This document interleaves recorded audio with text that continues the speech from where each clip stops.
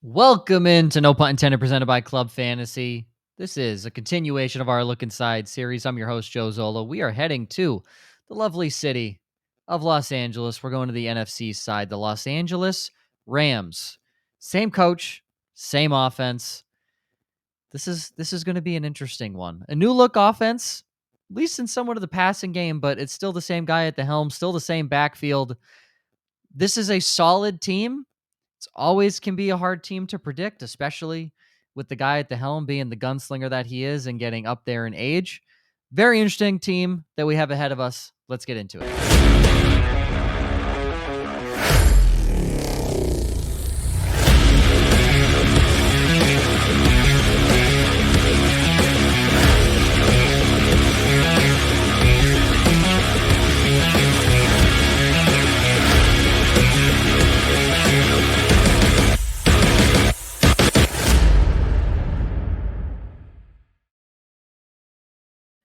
2025, a look inside, heading to, I would say the Sunshine State. That ain't it. The City of Angels. Yeah, SoFi Stadium, City of Angels. Technically, it's in Inglewood. The Los Angeles Rams. Beautiful stadium if you have not been. It's just not in Los Angeles. It's in Inglewood. We should know what to expect from this team at this point. Yeah. But it feels like there's still a little bit of a wild card. Yeah. It still feels like that, especially being in the NFC West. Talk about four teams that are absolute wild cards every single season. That is, well, the Cardinals are just bad, but the other three, absolute wild cards. You have no idea what the Niners are going to do. You sure as shit have no clue what's happening in Seattle. And Arizona pulls out 5 wins out of their ass, and they'll pull out a couple upsets. Like, that's what happens. But this team, they could be 5-12. Yeah. They could be 13-4. Or 9-8. There's like it's anywhere on the spectrum. I'll tell you what though, their young defense is exciting. The young defense, they looked good towards the end of the year last year. I'm excited. I'm excited to hit that later on for myself, because I do think they do have a good young defense. But we will get into the offensive side of the ball again. Underdog ADPs as of July 21st, which is pretty much the time of this recording. We use Underdog. Be sure to claim your free pick first time deposit up to $1,000 cash. Promo code WOFF at checkout, or not checkout, but like as you enter into the app. It's weird, right? As you enter in, make sure you put the code in. And be sure to like and subscribe. As mentioned in the previous look inside, Ryan will shave his beard if we don't hit 1,500 by the start of the season. So, I mean, if you want a clean shaven Ryan, don't subscribe, I guess. But we all want. I'd say my younger brother would tell you nobody wants a clean shaven Ryan. I don't want a clean shaven. He sent me a picture of me with like just the mustache or whatever the other day, and he was like, "Nobody needs to see this ever again." How about we change it to if we don't hit 1,500 by the time of the season starts, you have to get like pink frosted tips in the beard. Okay, I could go with something like that. I'm not going to get rid of it. I was going to say, if you want to give us till the end of the season, I would consider shaving like on our Super Bowl show or something. Okay, but sure. I'm not going to shave that quickly. But I could go with some decorations if we don't do it by opening day. Yeah, just like I think 1,500 by season's end is much more doable. I would say 1,700. We can make that a gimmick. We can make that a gimmick. Sure, why not? I'll get frosted tips. All right. Starting offense. Quarterback 1, Matthew Stafford. Surprise. Utter crime that this man is quarterback 24. Doesn't rush. That's the problem. I don't care. He's old as shit. That's the problem. I don't care. He shouldn't be I'm not telling you this guy's your everyday starter. But quarterback 24? Are we high? Any argument you're about to make pro Matthew Stafford, you're going to get so mad at me when I finish the sentence. Any argument you're about to make pro Matthew Stafford is pro Aaron Rodgers last year. Like, it's true. No, because Aaron Rodgers is a dink. Matthew Stafford's not a dink. Okay, that's fair. Totally separate. All right? I'll give you that. Personality-wise, Matthew Stafford has his head screwed on. Aaron Rodgers lost it in the cave. Yeah, that's true. There's two totally different people. I'll accept that as your counter argument. Yeah. RB1, Kyren Williams at RB13. After that, doesn't matter. But just for depth chart purposes, Blake Corum at 65 and Jarquez Hunter at 63. in that order. Wide receiver 1 is Puka Nacua at wide receiver 4. Yeah, boy. Welcome. He's a menace. A former wide receiver 1, now the wide receiver 2 due to advanced age. Davante Adams at wide receiver 16. We'll get to him later. Tutu Atwell, wide receiver 83. You're not seeing the ball, buddy. You'll see 2 targets a game down the field. Not with Puka and Davante there, that's for sure. You are the Van Jefferson of this offense now, Tutu. Congratulations. The tight end 1 is Tyler Higbee. Not for long, because it's going to be Terrence Ferguson. Higbee's 38, Ferguson's 32. Ferguson just signed a fully guaranteed contract, correct? I believe. Mostly guaranteed. Mostly guaranteed. He was one of the most 80, mostly. Yeah, like 80 or 90% guaranteed. Listen, to be fair, it's so funny that this is groundbreaking. Why isn't your salary guaranteed? Right? Like why? It's certainly your rookie salary. You selected me in a draft where I had no choice to come play with you. My first contract should be fully guaranteed, and then when I'm in a position to negotiate, we can talk about guarantees and not guarantees. You're absolutely right. Rookie be 100% guaranteed. I understand like performance-based incentives, right? That's like sales, right? You have your base salary, but a lot of what you're going to do is based off of what you make for the company. Like that makes complete sense. The guy should have the base salary and thanks for hitting, 15 touchdowns this season. Here's another $1 million. Like to me, like, hey guys, we just hit 15 million in profit. Here's, 5,000 as a bonus. That makes sense. That's what should happen. Yeah. So yes, it's just so funny that it's like groundbreaking that these contracts are now fully guaranteed for these second rounders. I saw the Bengals gave somebody an 80% guaranteed while Stewart or whatever is still fighting for his 100% guaranteed. So I know, I'm sure the language is different than what it's being made out to, but when the owner, Mike Brown or something, came out from the Bengals or something like that and said, if a guy gets arrested or gets in trouble and goes to jail, I don't want to pay him. Yeah, like that's valid. Like we can talk more about that off air, Joe, because I actually talked to a lawyer about some of that language, and so I have some rebuttal for you. I'm sure the language is all messed up, but what he said, because he's a rich old white dude. I was gonna say, let's be perfectly clear here. The Bengals take every opportunity they can to fuck their players. It 100%. Is who they are as an organization. 100%. I just agree with the premise of you get in trouble, you shouldn't get paid. That's at every job. Back to this offense. We'll start with Josh. Thoughts, expectations. What are we thinking? What are we looking for here? I mean, for everything that we said about the Atlanta Falcons, about the Houston Texans, about the Jacksonville Jaguars, all of that applies to the Los Angeles Rams. All of those offenses, those coaches, they came from the Sean McVay tree. That you're going to see a top 3 usage of 11 personnel. They run out wide receivers like nobody's business. The last 4 seasons, they target like over 62% of their targets go to the wide receiver position. 2 of the last 4 years, over 70% of the targets go to the wide receiver position. Like that, the top 2 wide receivers drive this offense, and the running back is going to score 10 or more touchdowns. They will eat. But there's one note that I found really interesting when diving into this, and it was a recent report that came out. Sean McVay still talks to a lot of his former coaches, and he's had a lot of conversations with Liam Cohen, and specifically about how Liam Cohen deployed his running backs last year, and the amount of big plays that came from the Bucs offense versus what came from the Rams offense, not even just last year, but in previous seasons.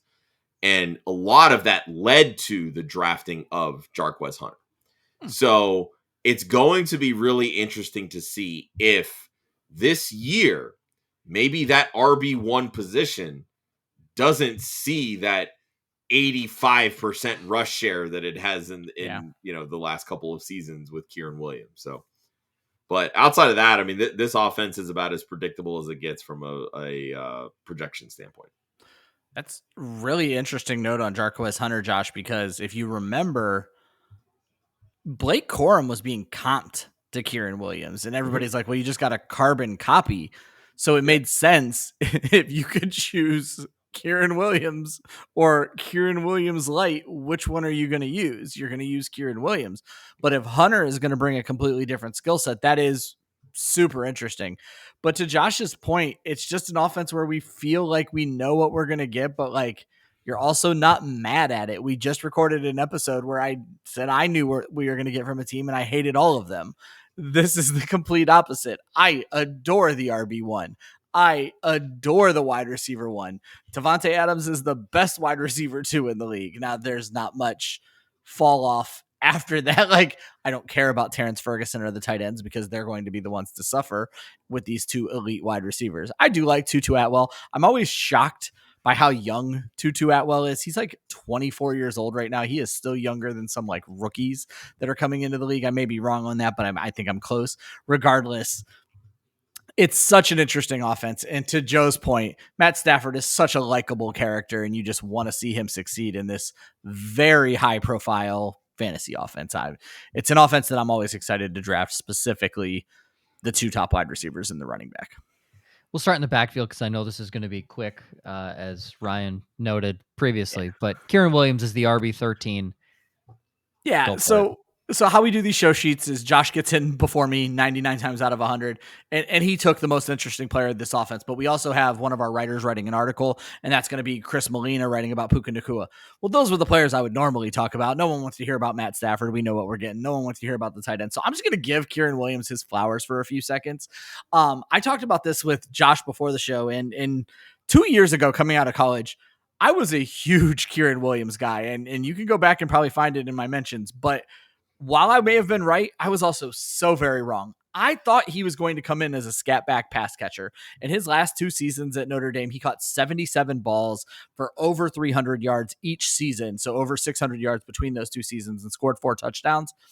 I didn't see him coming in and being like a full-time back, but maybe I should have, because in those same 2 seasons, he scored 27 rushing touchdowns.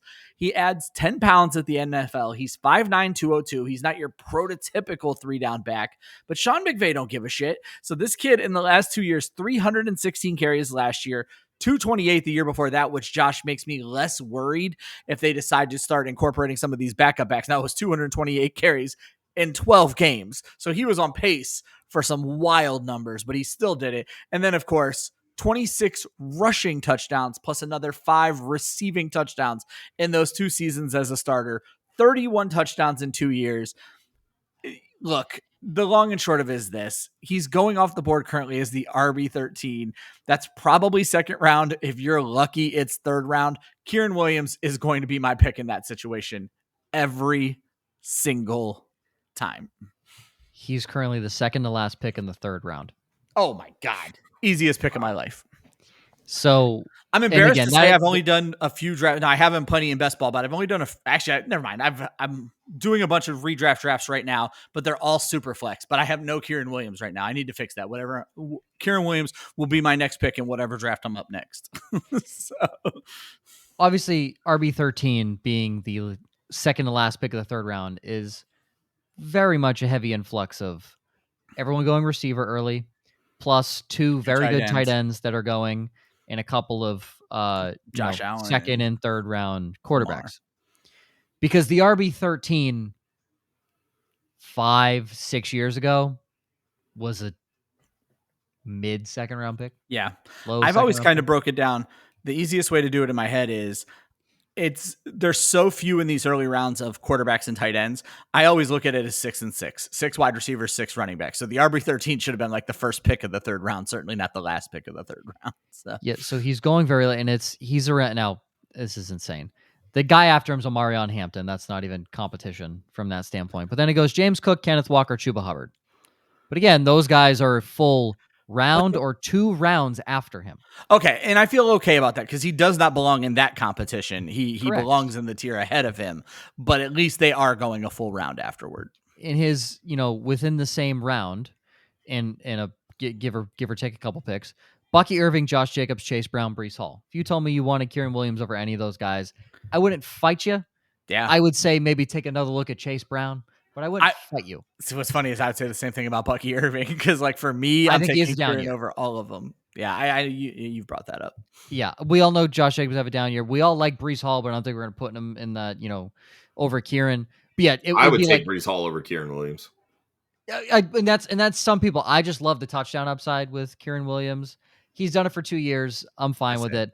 I'm going to be sitting in a lot of drafts where I'm going to be, I guarantee you, tasked with the pick of Breece Hall or Kyren Williams as my third running back in the third round. That's 100%. That's what's going to happen to me in a lot of drafts. I would love to go look at my Scott Fishbowl draft. I might do this while we're talking because I took Breece Hall in the third round, and I would if Kyren was on the board, I'm going to be so mad at myself. I was screaming that Breece Hall went literally the pick before me in the third round. And I mean, granted, I ended up with Chase Brown, so it wasn't like, a bad consolation prize by any means, but like I was so ready to like smash in the second round on Devon Achane, smash in the third round on Breece Hall, and literally the pick right before me in each one of those rounds were those guys.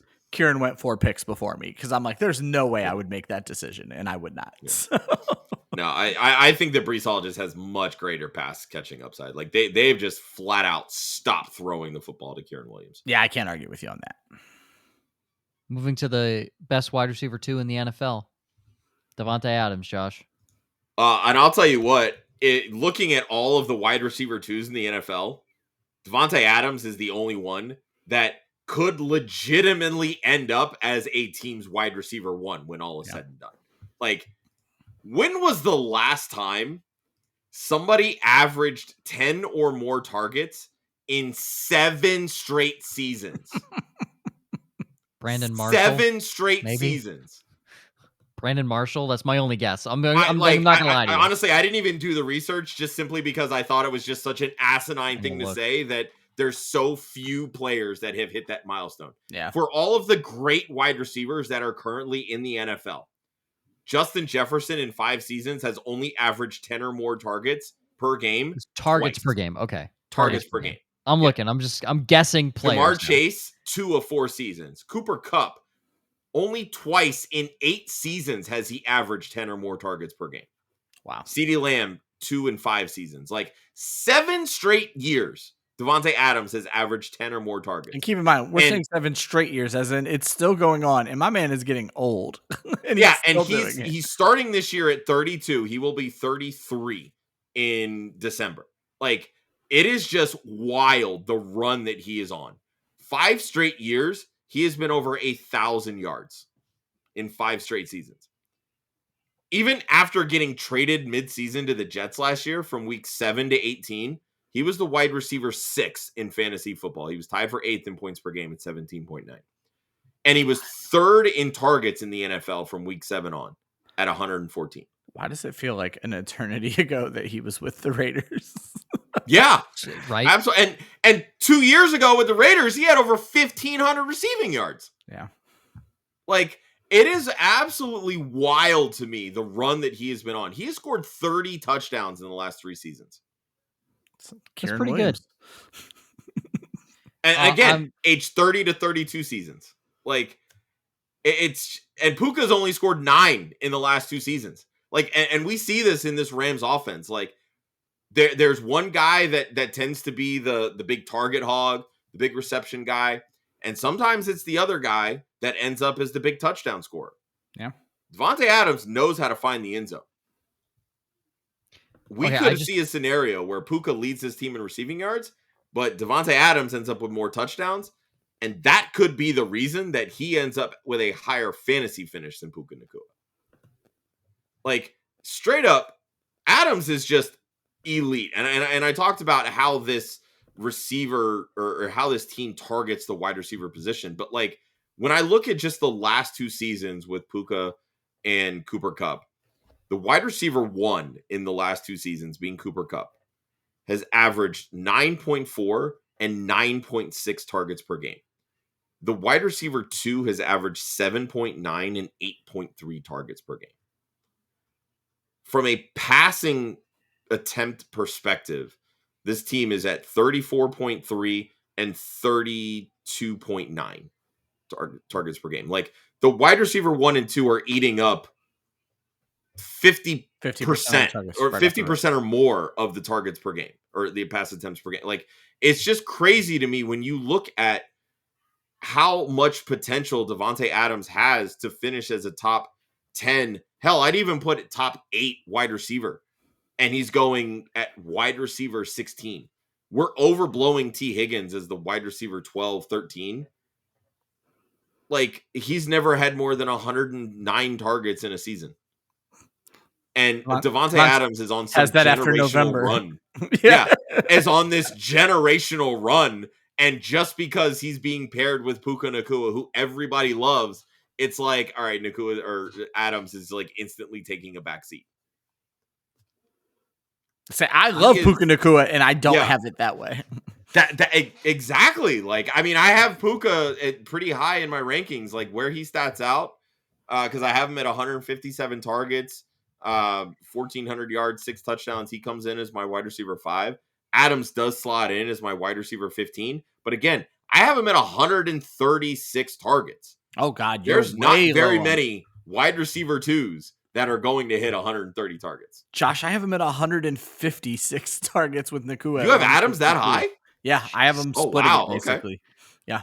Yeah, and again, that is 100% in the realm of possibilities. Like, I'm not discounting that at all. Like, maybe I'm being conservative here, but that's leaving me room to say, look. Well, more worrisome, no, I guess not worrisome, but you have him, as you said, wide receiver 15? 15, yeah. He's my 13 with 20 more targets, so I don't know what he would get if he got that volume on. Yeah, I mean, I only have him at 12.4 yards per reception, 65% catch rate, which again that's really high considering what he's been at the last 3 years. Like, he's been below 61% catch rate, and like I think it was the 7 seasons prior he was at over 62%. So like that, if you really want to poke a hole in Davante Adams' game over the last few seasons, it's been catch rate, but he's dealt with, the shell of Aaron Rodgers. Very different. He's dealt with Derek Carr. Like, he's dealt with not great quarterback play. Matthew Stafford is good quarterback play when he's healthy. Absolutely. So like, I firmly believe there will be a jump in catch percentage at that point. But really he's been a 11, high 11s, low 12s yards per reception guy. He's still one of the elite route runners in the NFL. I have him at 9 touchdowns. If you told me he had 10 or more, I wouldn't argue at all. Like, that is the realm of possibilities with Davante Adams. And it's very rare that a guy is going to score 10 receiving touchdowns and not be a top 12 fantasy wide receiver. I want it to be known that my guess was really good. Brandon Marshall had 7 in 9 seasons. Okay. Over 10 yards per target. So, but were they all consecutive? 4 were consecutive. He had 4 straight, 1 off year, then 2 back-to-back, 1 off, and then 1 more. So he had 4 straight where he was over, and then it was 141 targets on 16 games, then 192 his first year in Chicago. Marshall was a target hog. Straight up. Well, that's what you said. That I'm like, wasn't Marshall the first one in like the fantasy era to have like a 20 target game? He may still be the only one. Like, it was 22. No, I think like Brandon Marshall holds the NFL record for most receptions in a game with 21. Receptions. It's catches, not targets. My bad. Yep. 21. I mean, clearly he had 21 targets. I was gonna say, I thought there was one game where he had like 31 targets or something along. Yeah. Like it was probably that 21 catch game. Yeah, it was actually a shitty game. Only caught 60% of the balls thrown his way. But well, it's funny. His career catch percentage is around like 60%. Yeah. So imagine if he had caught more passes. In that game, Denver against Indy, that was a loss. Fun fact: they lost 16-28. He had 28 targets, 21 receptions for 200 yards and 2 touchdowns, and they lost. 10 yards per reception. He had 9.5 yards per reception. Oh my God! It's a nice little 42-point fantasy or 52-point fantasy game without bonuses. Absolute menace. Well, his best yards per reception season outside his rookie season was 15. He had 81 catches in 1,200 yards. There you go, folks. Brandon Marshall. I didn't realize how good Brandon Marshall was until I just looked that up. So I just wanted that. Yeah, just wanted to say my guess was pretty good. Yeah, you did say him immediately. 100%. My guess is I pretty mean, good. and again, it just boils down to like when you can command targets like that, and it's translated between 3 other teams. Yeah. Packers, Raiders, the Jets. Would either of us be shocked if Davante Adams averages over 10 targets a game with Matthew Stafford? Not at all. I wouldn't. Matthew Stafford hyper targeting a receiver? Again, my point. Like, he's literally going to a quarterback that has 0 issues saying, you're open, go fucking catch it. Like, plain and simple. Even if you're not open, Calvin Johnson would have triple coverage on him, and he'd be like, who cares? It's Calvin Johnson. Yeah, and his ability as a route runner is only going to make Puka Nakua's job so much easier. Yep. Puka Nacua, I believe, led the NFL last year in yards per reception. He's such a good yak guy with the ball in his hands. Like, it's the way that Adams can create space, draw coverage away. Sean McVay has got to be salivating at how many ways he can get Puka Nacua open. This might be our most positive Rams episode ever.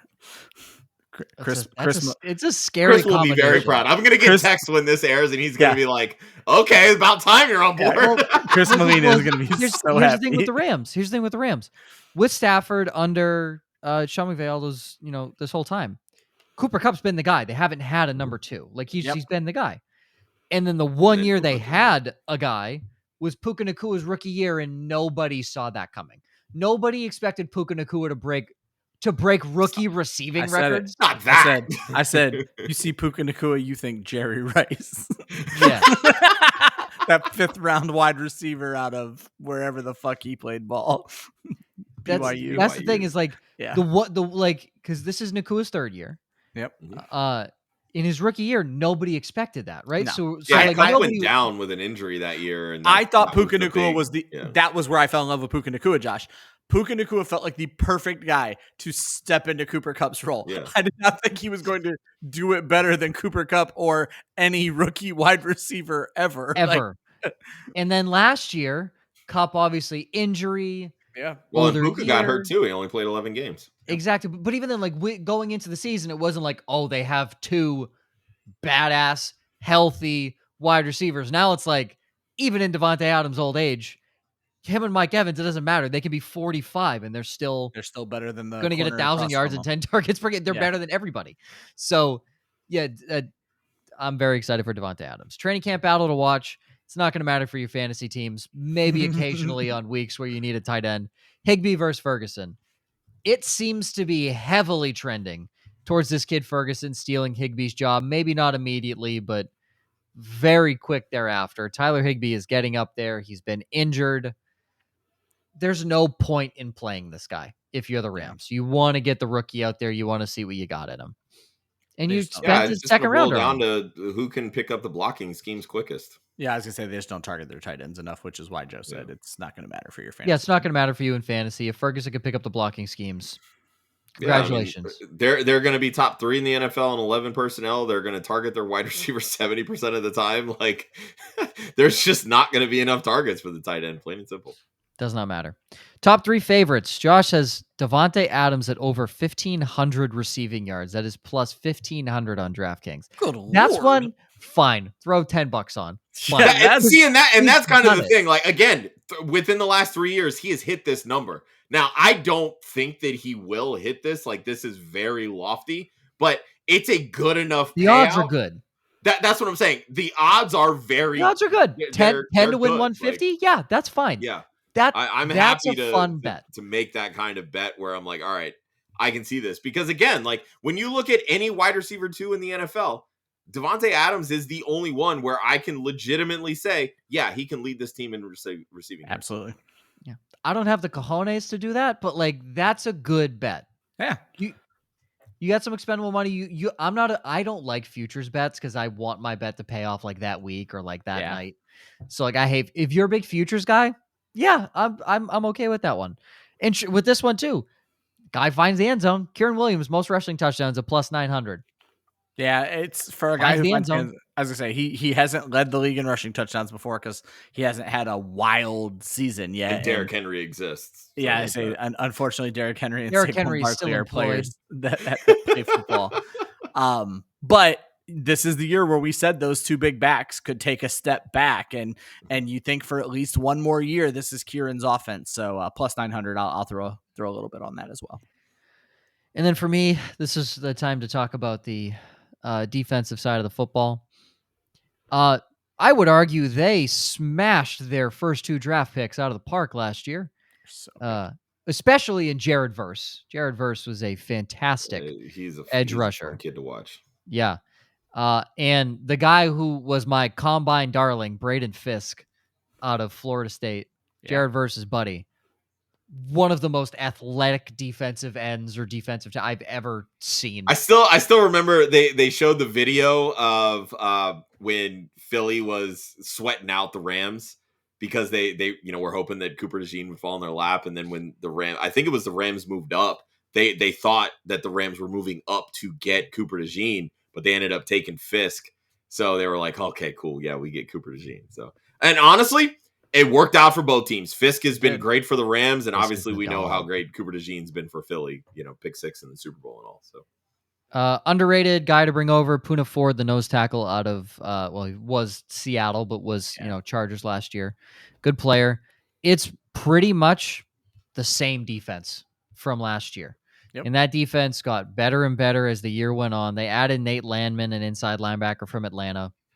And that's really what they needed. They need a run stopper because Saquon went ham. Landman was the guy who stepped up when show favorite Troy Anderson went down. He actually, Troy Anderson went down 2 years ago. Landman stepped up and basically stole that job for most of last year as well. Like, Landman was a guy who put a stranglehold on a job and never gave it up. He's a gritty guy that could fit in well in this defense. He's not flashy. No, not at all. He's good. He's just good. The secondary is what truly concerns me, because yes, their run defense was atrocious last year. That is a fact. Saquon destroyed them. Darius Williams is garbage. Quentin Lake sucks. He is horrendous. I don't care what anybody says. Akello Witherspoon, washed. Yeah. Cameron Kinchins, sure. Cam Curl, I will never say a bad word about you. I like Kinchins, but he's a Miami guy, so yeah. Cam Curl, truthfully, he fell in the draft because he had a very poor combine, which apparently is a Miami college. Which is apparently a Miami thing at this point. Yeah, yeah, right.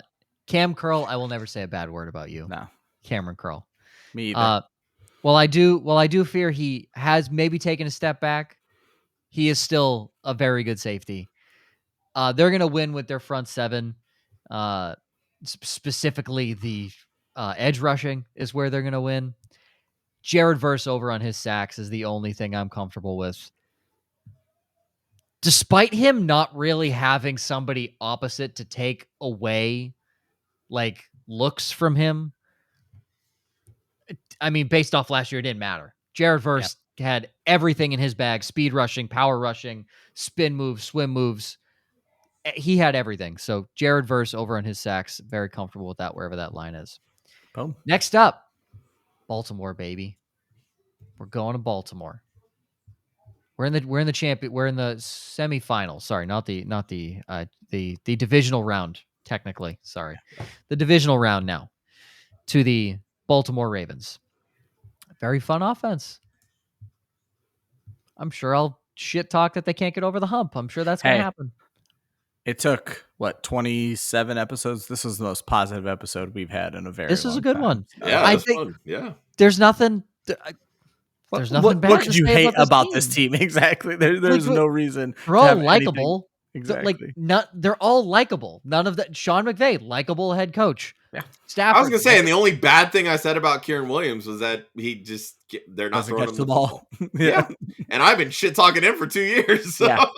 That's the thing. Kyren Williams, that's just a fact. He doesn't catch the ball. That's just a fact. Yeah. And yeah, I didn't love Kyren Williams' first 2 years too. I thought all right, that fluke. Nope, he's been legit. So, yeah, it's hard to not like this team. If you're a neutral fan on the Rams, it's hard to not like the team. They're a very likable team. For Josh, Ryan, myself, you can follow Club Fantasy on Facebook, Twitter, and Instagram at Club Fantasy FFL. The URL, clubfantasyffl.com. Always remember, defense wins championships, offense wins fantasy football. We will see you on the next.